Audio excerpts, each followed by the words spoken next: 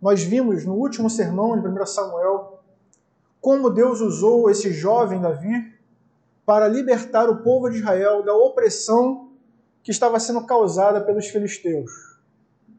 Nós vimos como Deus usou Davi para derrotar Golias, um homem que estava afrontando o povo de Israel, mas acima de tudo estava afrontando o grande e poderoso Deus de Israel. O povo, os soldados principalmente, estavam acovardados, tinham recuado, não tinham coragem de avançar no campo de batalha. E Deus então usou esse menino, Davi, pequeno em estatura, mas um homem temente a Deus, que acreditava no poder de Deus acima de todas as coisas. E pelo poder de Deus, como ele mesmo disse, foi lá e derrotou os gigantes. E por causa da vitória de Davi, todo o povo, o exército, os homens tomaram coragem. E então Deus concedeu a eles uma grande vitória contra os filisteus. O texto que nós estamos lendo, no capítulo 18, é a imediata continuação desse texto. O primeiro versículo diz que logo depois que Davi derrotou Golias, logo depois dessa batalha onde os filisteus foram derrotados, Davi foi levado à presença do rei e teve uma conversa com o rei. A versão NVI diz que Jonatas, ouvindo a conversa entre Davi e Saul, diz que ao final disso, gerou uma amizade muito grande entre Jonatas e Davi. Diz assim, surgiu tão grande amizade entre Jonatas e Davi que Jonatas tornou-se o seu melhor amigo. E aí eu preciso fazer uma consideração, porque, na minha opinião, a NVI, infelizmente, ela deixa de traduzir o texto, como deveria fazer, e simplesmente interpreta o texto. Como é que está no texto original? E o texto original, ele mostra a profundidade do que aconteceu aqui. De fato, Jonatas ouviu Davi falando e, após falar, diz o texto que a alma de Jonatas se costurou à alma de Davi.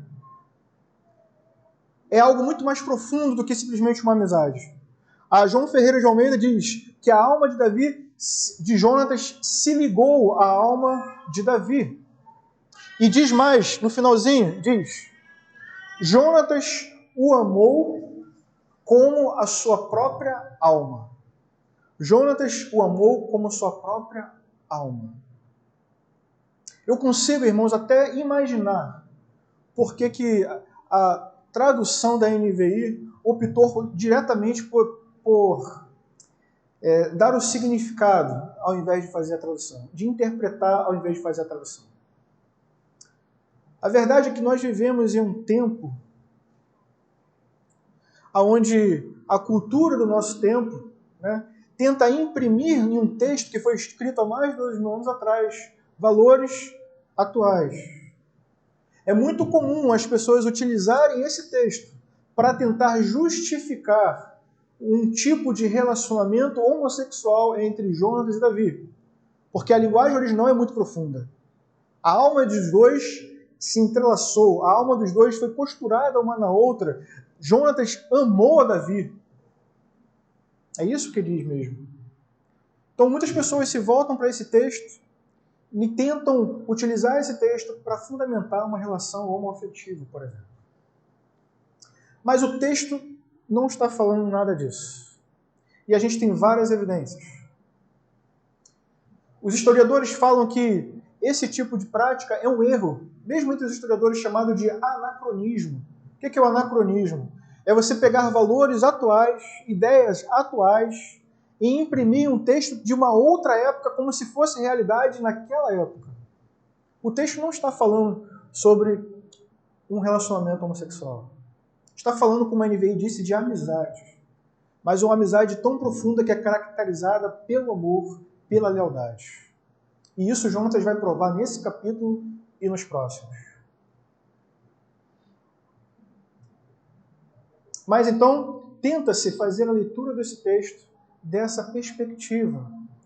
Mas quais são as evidências contrárias? Em primeiro lugar, o autor de 1 Samuel, o autor de Samuel, em nenhum momento se esforça para esconder as falhas de Davi. Em nenhum momento tenta omitir os pecados graves que Davi cometeu. Está na sua Bíblia, está registrado clara e oficialmente que Davi cometeu adultério. Não há dúvida sobre isso. Também está registrado que Davi planejou e executou um assassinato. Não há dúvidas sobre isso. Está registrado na sua Bíblia. Mas quando a gente se volta para o texto que acabamos de ler, não existe uma indicação da transgressão da lei de Deus. Já estava na lei de Deus, lá em Levíticos, que esse tipo de comportamento não era aceitável aos olhos de Deus. Mas aqui não existe indicação de que Davi pecou, nem Jonatas. Mais uma vez, quando a gente olha para o texto com essa perspectiva, estamos colocando no texto impressões da cultura que nós estamos vivendo, nesse mundo pós-moderno. Não era o que estava acontecendo.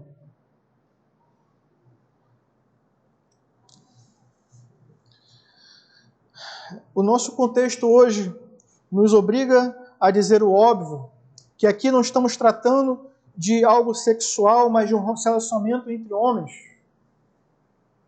Homens que conviveram no campo de batalha, que lutaram lado a lado. A diferença de idade entre Jonatas e Davi estima-se que seja de aproximadamente 30 anos. De 25 a 28 anos. Então, quando a gente começa a juntar todos esses aspectos, a entender que quando Davi falou com Saul, ele impediu Davi de voltar para a sua casa. É possível até que o relacionamento deles fosse muito mais de pai e filho, de companheiros de batalha, do que tenta se imaginar outra coisa. Não é disso que o nosso texto está falando. Até porque a lei de Deus condenava isso. Então, o que será então que o texto quer nos mostrar? O texto nos mostra, assim, como eu disse, em primeiro lugar, a profunda amizade de Davi e Jonatas, uma amizade caracterizada pelo amor, uma amizade caracterizada pela lealdade. E aí sim, o simples fato da NVI omitir isso revela muito sobre a época que nós estamos vivendo. E como é a época que nós estamos vivendo? Uma época de profundo relativismo moral. Vivemos em uma época onde cada vez mais a nossa sociedade ela cria e aceita diferentes tipos de amor. Mas de uma forma muito irônica, quanto mais ela cria variados tipos de amor, vemos que mais o amor se esfria. Nós dizemos que amamos coisas, amamos objetos, amamos programas de televisão, amamos comida, amamos a natureza e os animais, mas cada vez mais amamos menos o ser humano. E isso a gente prova de diversas formas. O aborto é um exemplo disso. Nós fazemos parte de um mundo que busca vida fora da Terra. Nós fazemos parte de um mundo que busca vida fora da Terra, mas que não tem amor o suficiente para impedir o assassinato de crianças não nascidas. Chamamos de aborto o que é o assassinato de crianças não nascidas, que simplesmente não foram aceitas por algum motivo pela mãe que está gerando. Valorizamos muito mais um micróbio que vive na lua de Júpiter do que o feto que está sendo gerado na barriga de uma mãe. Nossos relacionamentos também são vazios assim, frios e sem amor. Às vezes dizemos que amamos o nosso vizinho, mas no fundo torcemos para que ele nunca precise de nós. Às vezes ajudamos simplesmente porque pode ser que um dia precisamos da ajuda dele. Mas eu te pergunto, isso é amor? Isso é amor ao próximo? Quando a gente pensa então no casamento, a coisa também não melhora.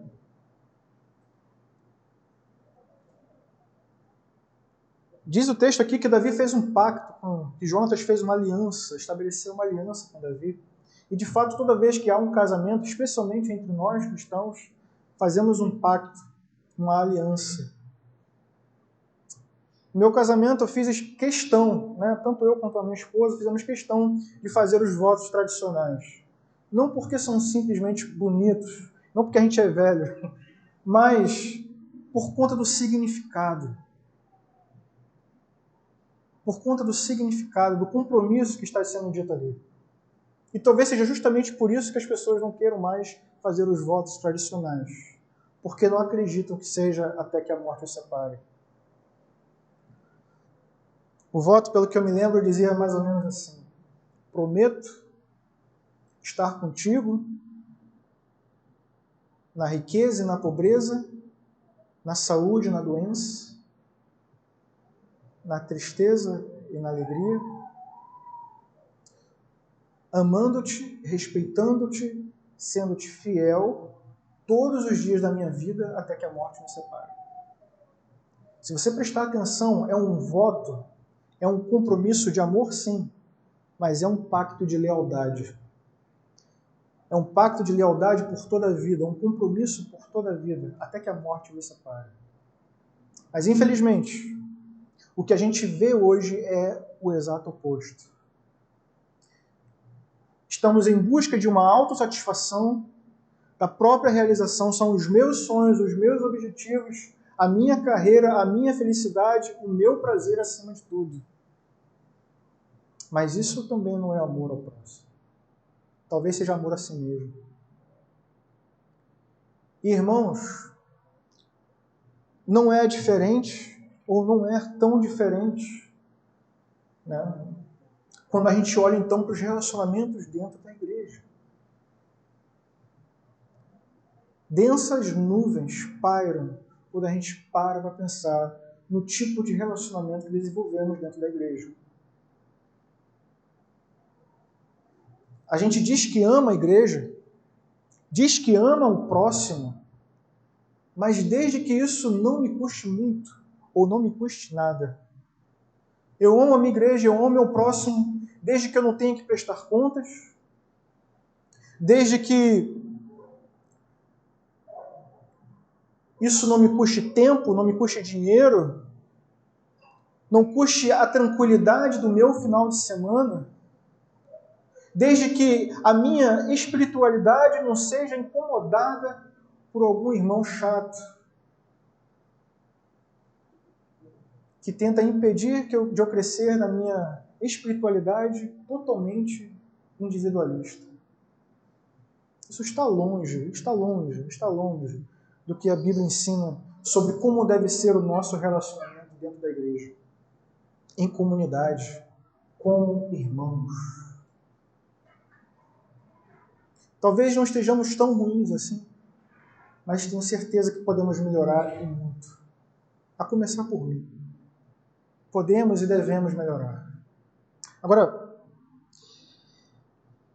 olhe para o texto e veja as expressões que a Bíblia usa para falar do amor de Jonatas. A alma dele estava costurada, ligada de forma profunda à alma de Davi. Jonatas amava a Davi como a sua própria alma. Esse, irmãos, é o exemplo de relacionamento que nós precisamos desenvolver aqui entre nós. Um grau de intimidade nesse nível, a ponto de dizer que estamos costurados uns aos outros, amando uns aos outros como nós nos amamos. É isso, é para isso que o texto aponta o nosso relacionamento.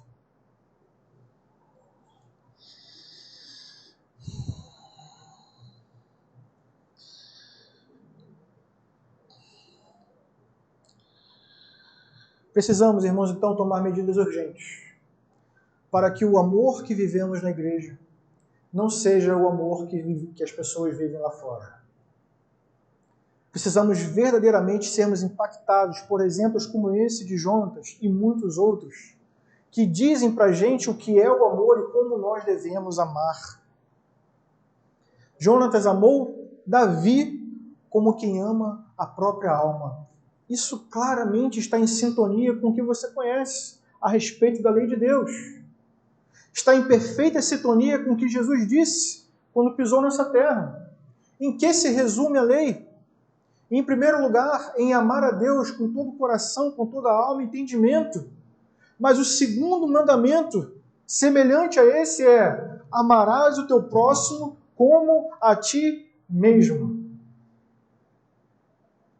É somente se a gente tiver, de fato, a nossa vida costurada com a do próximo, que a gente vai fazer o melhor pelo próximo. Porque será feito para ele como se fosse feito para mim. Mas, infelizmente, parece que a gente espera ver no outro o nosso reflexo. Eu amo desde que ele fale como eu espero, que ele haja como eu espero, que ele viva como eu espero, que ele me trate como eu espero. No fim, não estamos amando o outro, queremos amar alguém que é a nossa cópia. Mas não foi isso que Deus nos ensinou. Não foi isso que Jesus nos ensinou. E dele vem um exemplo maior do que é o amor e de como amar. Pois a Escritura Sagrada diz que Deus amou o mundo de tal maneira, e aqui vem a intensidade do amor de Deus. Deus amou o mundo de tal maneira que entregou o seu único Filho, para que todo que nele crê não pereça, mas tenha vida eterna. Aqui está a intensidade do amor de Deus e a demonstração do amor de Deus. Ele entregou o seu único Filho, não um filho qualquer, o seu único Filho. Mas não apenas isso, entregou o seu único Filho por pessoas que não o amavam, que o desprezavam, que viviam em rebelião contra ele. Por isso a Escritura também diz que Deus prova o seu amor para conosco pelo fato de que Cristo morreu por nós quando éramos ainda pecadores. Não éramos perfeitos, não o amávamos, não o desejávamos. Ainda assim, Ele nos ama. Sim, ainda assim Ele nos amou. E não amou apenas em palavras, mas demonstrou o seu amor, dando o seu único e amado Filho. Percebe? O Filho também demonstra o seu amor. Em Efésios capítulo 5 diz que Cristo amou a igreja e se entregou por ela. Para quê? Para santificá-la, para purificá-la. Em outras palavras, não era uma noiva pura, não era uma noiva digna, mas ele se entregou para torná-la pura e santa e imaculada, quando ela ainda não era. Isso é amor. É assim que Deus demonstra o seu amor para conosco. E assim nós devemos demonstrar o nosso amor uns para com os outros. Veja que o exemplo cristão de amor passa pela cruz. Deus amou e entregou seu Filho para morrer na cruz. Cristo amou e morreu na cruz. A pergunta que eu faço hoje para nós, para vocês, para mim, para a gente, né? É: como então estamos demonstrando o nosso amor? Se o Pai demonstra, se o Filho demonstra, estamos de fato amando e demonstrando amor uns para com os outros? Irmãos, essa questão não é uma questão que você pode simplesmente escolher se vai amar ou não vai amar. Não é uma escolha que está para você decidir se você ama ou se você não ama. Jonathan Edwards escreveu um livro chamado As Caridades. Me fugiu o nome do livro, como de costume, né? A caridade e seus frutos. Em outras palavras, o amor e seus frutos. E nesse livro, a premissa básica é de que a marca de um verdadeiro cristão é o amor. Não existe a possibilidade de um cristão que não ama o seu próximo. Não existe. Porque o cristão é, em primeiro lugar, alguém que entende que, apesar de não merecer, foi alvo do amor de Deus. E como foi amado, ama.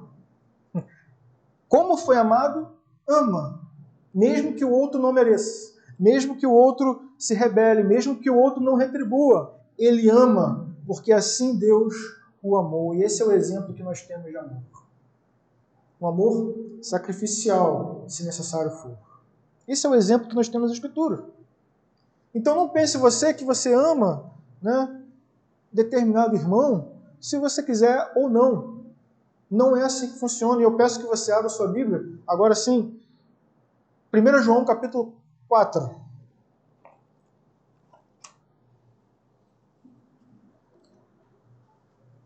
Fazemos uma leitura um pouco extensa, sim, mas creio totalmente necessária. Porque o Evangelho, irmãos, preste atenção, não é um cardápio onde você escolhe o que você quer fazer e o que você não quer fazer. Mas entenda, amar o próximo não é algo que você faz para ser um cristão. Você vai ver no texto. É algo que você faz porque é. É algo que você faz porque nasceu de novo, creu no Evangelho e entendeu o que Deus fez por você. A grande questão é se você realmente já entendeu isso. Olha o que diz o texto, a partir do versículo 7. Amados, amemo-nos uns aos outros, porque o amor procede de Deus, e todo aquele que ama é nascido de Deus, e conhece a Deus. Aquele que não ama não conhece a Deus, pois Deus é amor. Ponto. Nisto se manifestou o amor de Deus em nós, em haver Deus enviado o seu Filho unigênito ao mundo, para vivermos por meio dele. Nisto consiste o amor.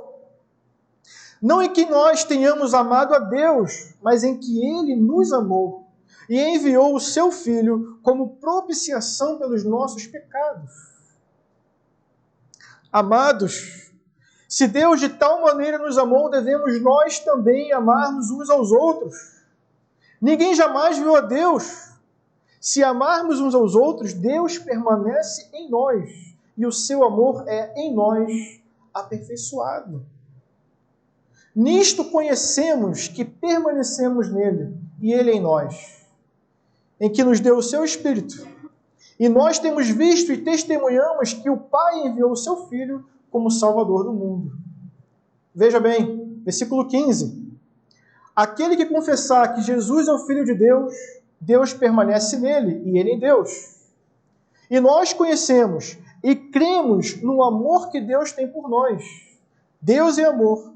Veja, Deus é amor. E aquele que permanece no amor, permanece em Deus e Deus nele. Nisto é, em nós, aperfeiçoado o amor, para que no dia do juízo mantenhamos confiança, pois segundo ele é, também nós somos neste mundo. No amor não existe medo, antes, o perfeito amor lança fora o medo. Ora, o medo produz tormento. Logo, aquele que teme não é aperfeiçoado no amor. Versículo 19, para encerrar. Nós amamos porque ele nos amou primeiro. Se alguém disser, ama a Deus e odiar o seu irmão, é mentiroso. Pois aquele que não ama seu irmão, a quem vê, não pode amar a Deus a quem não vê. Eu acho que é um texto autoexplicativo e que mostra para a gente a natureza de um cristão. O cristão, ele é alguém que foi alvo do amor de Deus, é aquele que em Deus habita. Se Deus é amor, deve haver amor em nós. Se Deus nos amou, devemos amar o nosso próximo. E não há maior hipocrisia para um cristão do que dizer que ama a Deus, mas tem algum tipo de rejeição com alguém que foi alvo do amor de Deus. O seu irmão foi alvo do amor de Deus. Como pode você não amá-lo se Deus o amou? É mentiroso quem diz que ama Deus, mas não ama o seu irmão.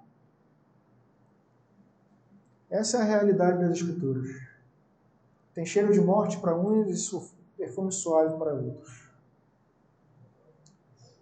A mim, irmãos, cabe apenas pedir perdão ao Senhor. porque sei que meu amor ainda não é perfeito. Mas oramos para que o Senhor nos aperfeiçoe, para que o nosso relacionamento aqui nessa igreja seja melhor do que ontem. Que possamos sim crescer em graça, em verdade e em conhecimento, mas possamos sim também crescer em amor. Fomos alvo de um imenso amor e devemos amar uns aos outros. Se não houver amor aqui dentro, como haverá amor lá fora? Como haverá amor lá fora? Ainda falando sobre o amor. Ainda falando sobre o amor. Jesus conta uma história, uma parábola, que ilustra verdadeiramente o que é amar o próximo. Você conhece a história do bom samaritano. O homem saía de Jerusalém na estrada para Jericó. Foi assaltado, foi espancado, levaram seus bens, suas roupas, seu dinheiro e ficou à beira da morte. Então, logo depois, veio um homem religioso, veio um crente. O crente fariseu. E ele viu o homem caído na estrada, mas não o amou como a própria alma. Ao invés disso, ele atravessou para o outro lado e seguiu o destino. Veio, se eu não me engano, um levita também. E o levita também não amou aquele homem como a si mesmo. Porque quem amava, com certeza pararia e ia esperar o socorro. Ele também atravessa a rua e segue em frente. Então vem um samaritano, um homem que tinha certas diferenças culturais ali, um homem distante, não tão próximo, mas esse homem se fez próximo para ajudar aquele homem que estava ferido. Ele para, ele usa azeite, usa vinho, cuida das feridas, coloca aquele homem sobre o seu jumentinho, leva aquele homem até uma hospedaria e, não satisfeito, tira dinheiro do seu próprio bolso para pagar os cuidados daquele homem. Aqui eu vejo claramente duas coisas que a gente tem medo de abrir mão: dinheiro e tempo. Dinheiro e tempo. E ele faz as duas coisas. Ele abre mão do tempo da viagem para cuidar do outro. E ele paga a hospedagem, irmãos. O valor pago pela hospedagem, não sei se você sabe, mas era o equivalente a 2 meses de diária. Não foi pouco. 2 meses de diária, não é pouco. E ele paga. Afinal de contas, se eu estivesse caído na beira da estrada, quase morto, eu ia querer que alguém fizesse isso por mim. Isso é estar com a alma costurada na alma do irmão. Isso é amar o outro como se o outro estivesse ligado à sua própria alma. Esse é o exemplo que Jesus dá de amor ao próximo. Mas veja que ele mesmo fez isso. Ele deixou o seu reino, veio a este mundo como homem e pagou o preço de cruz, por você.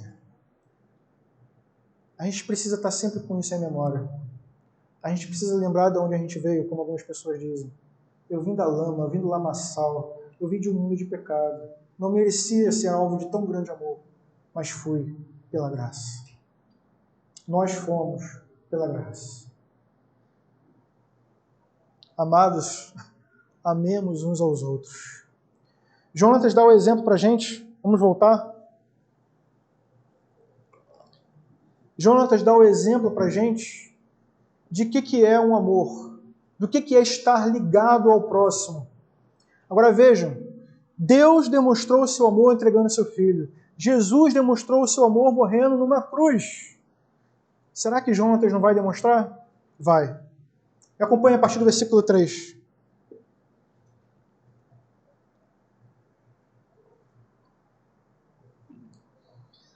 Jonatas e Davi fizeram aliança, porque Jonatas o amava como a sua própria alma. Aqui a NVI também tropeça, né? Mas o sentido é, Jonatas o amava como a sua própria alma. E aí vem, irmãos, no versículo 4, a evidência do amor. Despojou-se Jonatas da capa que vestia e a deu a Davi como também a armadura, inclusive a espada, o arco e o cinto. Despojou-se Jonatas da sua capa, da sua armadura, da sua espada, do seu arco e também do seu cinto.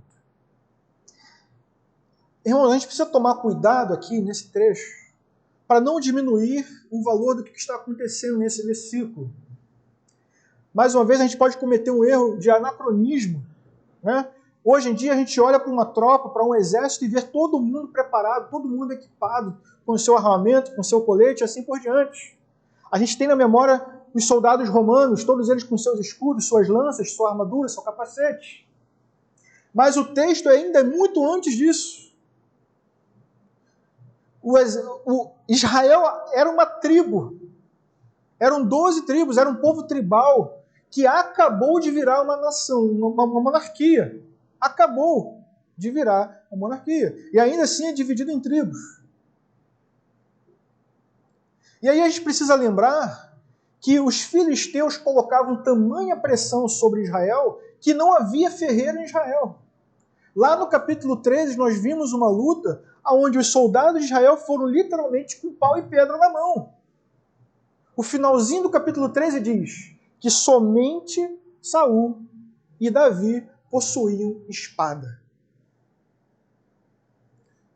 No capítulo 17 nós vimos Davi derrotando Golias. E como foi? Ele não tinha armadura, o rei tentou emprestar, não coube. Ele foi com o que lutar, irmãos? Com um cajado, pedras e uma forja, como se fosse um estilingue, né? Que lança pedra. Precário, irmãos.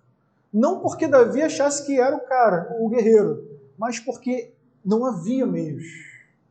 E nessa fraqueza Deus mostrou o seu poder, porque o gigante caiu e eles foram derrotados.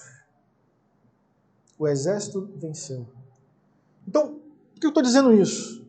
Porque quando Jonatas tira a sua capa, a sua túnica, a sua armadura e entrega para Davi, irmãos, ele está fazendo algo profundo aqui.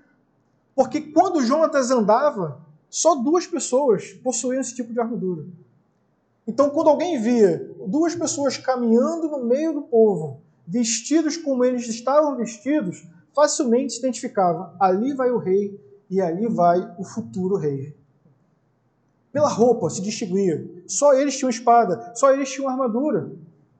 Agora, veja o significado. Quando Davi transfere esses símbolos oficiais de um futuro rei, ele está transferido aí no ato simbólico a futura monarquia para Davi. É isso que ele está fazendo. Em um ato simbólico ele está dizendo: não eu, mas ele será o futuro rei de Israel. E ele diz isso claramente no capítulo 23. Ele diz, vamos ver.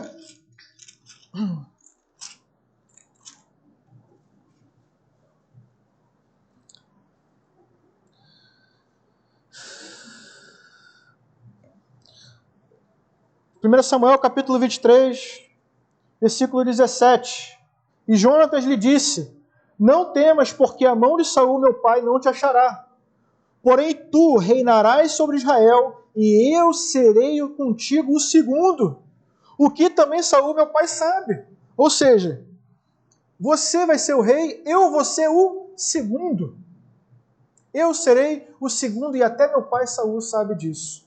Então, o que Jonatas fala no 23, ele demonstra com atos no capítulo 18, ao entregar todos os símbolos oficiais de um futuro rei. Tudo agora está com Davi. Quando Davi vestia e saía no meio da multidão, ele estava vestindo as roupas do futuro rei de Israel. Jonatas, estava, como diz o tema da nossa mensagem, entronizando o rei. Ele estava verdadeiramente reconhecendo quem era o futuro rei, ou desde já, o já ungido rei de Israel. Não sou eu, é ele. E aí a gente entra no segundo ponto dessa mensagem.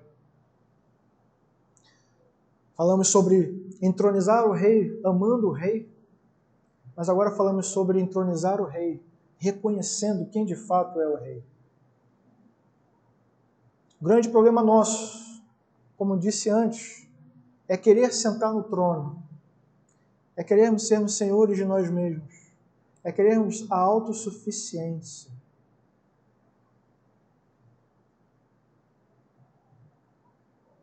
Eu ia falar disso antes, mas não tem problema, falo agora. A gente ouve falar, né? Ouve falar. Vejam, as armaduras, a roupa que Jonatas estava utilizando, eram símbolos de poder, eram símbolos de riqueza, eram símbolos de autoridade. Tudo isso estava embutido ali. Quem mais tinha um escudo, quem mais tinha uma lança, quem mais tinha um cinto, quem mais tinha a túnica, a não ser o rei e o futuro rei. Andar dessa forma no meio da sociedade era andar e ser reconhecido, era ter o status de futuro rei. Mas eu queria chamar a sua atenção para o fato de que Jonatas abre mão disso com muita facilidade. Ele não se apegou a essas coisas, mas quando percebeu que não era ele o rei ungido, mas outro, rapidamente ele abriu mão de todos os tesouros desse reino para que a vontade do reino dos céus se cumprisse. Para Jonatas era melhor ser um servo no reino de Deus do que um rei rebelde de um reino menor. É isso que a gente vê na atitude de Jonatas. Ele abre mão da sua riqueza e abre mão com muita facilidade. E aí, né, é bonito, mas eu fico pensando então, irmãos, no nosso apego às coisas materiais, no nosso apego às coisas deste mundo. Será que temos essa facilidade de nos desprendermos das coisas terrenas? As coisas que significam riqueza, poder e glória? Porque se pararmos para pensar, Jonatas abriu mão de coisas que para muita gente é razão de viver. As pessoas estão em busca de fama, de dinheiro, de riqueza, para garantir o futuro. Para garantir o futuro. Para desfrutar os prazeres nessa terra. E aí para pensar comigo. Né? Não sou contra, por exemplo, a economia, né? Fazer investimentos. Não, pelo contrário. Nós somos mordomos de Deus. Né? O mordomo é alguém que administra aquilo que Deus, né? Que administra os bens de outro, vamos dizer assim. Está lá o mordomo do Batman para dar o exemplo para a gente. Ele administra. Deus é o dono de toda a riqueza. E nós administramos aquilo que Deus permite chegar às nossas mãos. E devemos sim fazer isso da melhor forma possível. Não apenas do dinheiro, mas também da nossa família, da nossa esposa, dos nossos filhos, dos nossos relacionamentos, do nosso tempo. Devemos administrar da melhor forma possível. Então, faça seus investimentos, faça a sua economia, mas veja que existe uma linha muito tênue entre fazer essas coisas para ser um excelente administrador das coisas de Deus ou fazer essas mesmas coisas porque desconfiamos da providência de Deus. A linha é tênue. E aí cada um precisa examinar o seu próprio coração. Eu guardo porque eu estou administrando de forma prudente o que Deus me deu, ou eu faço porque eu não acredito que Deus vai providenciar no dia de amanhã. Isso era exatamente o que os israelitas fizeram com o maná. Guardaram porque não acreditaram na provisão do dia seguinte. E apodreceu. Então a gente precisa pensar, por que estamos fazendo o que estamos fazendo? No fundo, irmãos, desconfiar da providência de Deus é desconfiar do próprio Deus. É desconfiar do caráter amoroso e bondoso de Deus como pai que cuida dos seus filhos. Mas é mais grave ainda, se é que isso é possível. Porque quando dizemos que por meio do meu trabalho, por meio do meu esforço, por meio das minhas economias, por meio dos meus investimentos, eu estou garantindo o meu futuro, no fundo, eu estou assumindo um lugar que não era para ser o meu. Eu estou desconfiando do cuidado de Deus, estou eu mesmo fazendo e sentando no trono que não era para eu estar sentado. Isso é idolatria. Isso é presunção idólatra de alguém que acha, que desconfia de Deus e acha que pode ter nas mãos o seu próprio futuro. A gente precisa pensar no quanto nós estamos apegados a essas coisas. Jonatas abriu mão disso porque entendeu que era melhor ser um servo no reino de Deus do que ser um rei em rebelião de um reino menor. Entronizar o rei é também, irmãos, percebermos que nós não somos o rei. É perceber que nós não estamos sentados no trono. E é dizer a ele que ele está. É reconhecer quem é o verdadeiro rei. E não sou eu, é Deus. Todos nós precisamos reconhecer isso. Jonatas reconheceu que ele não era o rei ungido. O rei ungido era Davi. Mas a gente sabe que essa história apenas aponta para a história de um rei muito maior. No tempo chamado de plenitude dos tempos, Jesus se fez carne e habitou entre nós.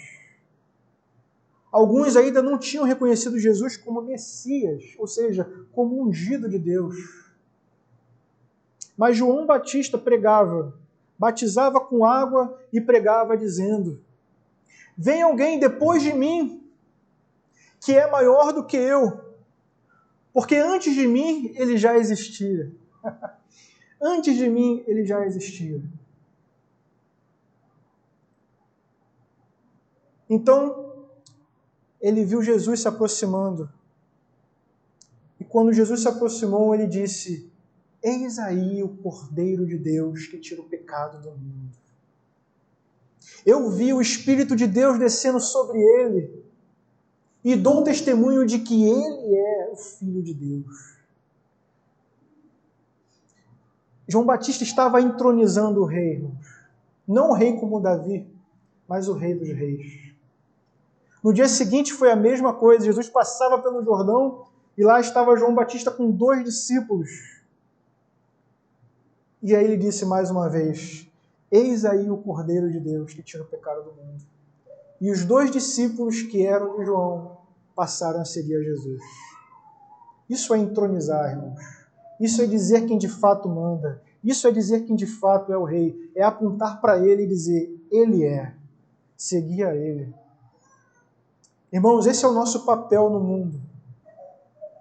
É entronizar o Rei dos Reis. E a gente faz isso da forma como Jonatas fez. Em primeiro lugar, reconhecendo que nós não somos o Rei. Jesus Cristo é. Então apontamos para Ele, indicamos o caminho. Transferimos para Ele todas as vestimentas, tudo aquilo que transfere glória, tudo aquilo que diz que de fato Ele é o Messias, Ele é o ungido, e a Ele devemos louvar, engrandecer e obedecer por todos os dias da nossa vida. Precisamos dizer ao mundo, como João Batista disse: Ele é o Rei, Ele é o ungido, Ele é o Cordeiro de Deus que tira o pecado do mundo. Precisamos, assim como Jonatas amou Davi como sua própria alma, precisamos amar esse rei com toda a nossa alma também. E isso implica em amar também o nosso próximo. Fazendo essas 3 coisas, a gente entroniza o Rei dos Reis. Saindo do trono, que nunca foi nosso, reconhecendo o Rei, que é o Rei dos Reis, e testemunhando dele para aqueles que ainda não ouviram. Amando a Deus e amando ao próximo. Amém? Vamos orar?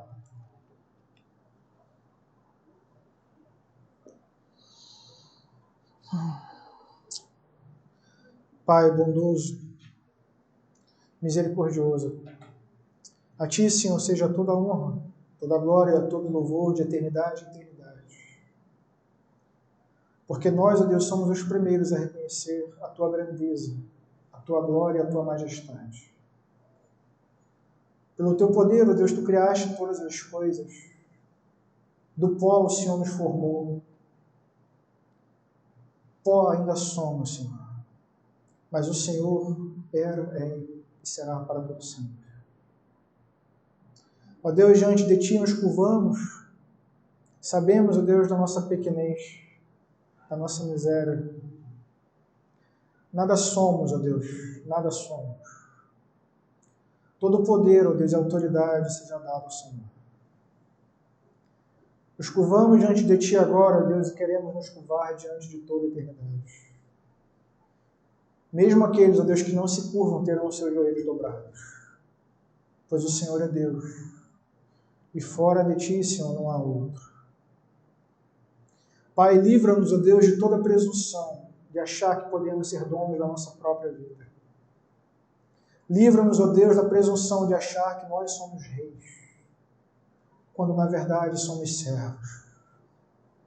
E obrigado, Senhor, pelo privilégio de ser Teu servo. Senhor, queremos te pedir, ó Deus, que o Senhor trabalhe em nossos corações, gerando não apenas a humildade de te servir, mas o prazer de te servir dia após dia. Firmamos, ó Deus, um pacto contigo quando conhecemos o Senhor. E continuamos confirmando esse pacto a cada ceia que celebramos. Agora, ó Deus, não vivo mais eu, mas Cristo vive em mim. Que essa frase, Deus, dita pelo apóstolo Paulo, seja uma realidade em nós. Que possamos viver dia após dia, não por nós, mas por aquele, ó Deus, que nos amou e morreu por nós. De forma que, ó Deus, que não somos mais nós que vivemos, mas é o Senhor através de nós. Para isso, Deus, pedimos que pelo Seu Espírito o Senhor nos capacite a Te amar mais e mais, com todo o nosso entendimento, com o nosso coração, com a nossa alma. Queremos estar costurados a Ti, Senhor, dia após dia. Queremos ter os nossos olhos, Deus, fixos na eternidade, nos tesouros eternos. Queremos abrir mão, Deus, de qualquer outro tesouro deste reino efêmero que nós estamos vivendo. Venha o Teu reino, Senhor Deus. Venha o Teu reino. Venha o Teu reino. Queremos Te amar, ó Deus, e queremos também amar o nosso próximo. Nos capacite, ó Deus. Nos dê força, nos dê paciência, nos dê amor. O mesmo amor, Deus, com o qual o Senhor nos amou, que não olhou, Deus, para a nossa imperfeição, para a nossa rebelião, para o nosso ódio contra o Senhor, mas que o Senhor rompeu tudo isso, Seu amor foi maior, nos alcançou, nos resgatou, nos libertou, nos inseriu em uma família, Senhor Deus. Agora somos Teus filhos. Ajuda-nos, ó Deus, a amar então os nossos irmãos. E ajuda-nos também, ó Deus, a amar aqueles que estão lá fora, que ainda acham que são donos de si mesmos, que ainda não reconheceram o verdadeiro e único Rei dos Reis. Queremos amá-los também, Senhor Deus. Apesar de toda e qualquer oposição que eles possam fazer contra nós. Que o Teu amor em nós seja maior e que nós possamos amá-los como o Senhor nos amou. Pai, que o Teu Espírito trabalhe em nós a Tua palavra e, como disse Tiago, Deus, não queremos e não devemos ser apenas ouvintes, mas praticantes. Haja em nós, Deus, opera em nós o Teu querer e o Teu efetuar. Assim oramos em nome de Jesus. Amém.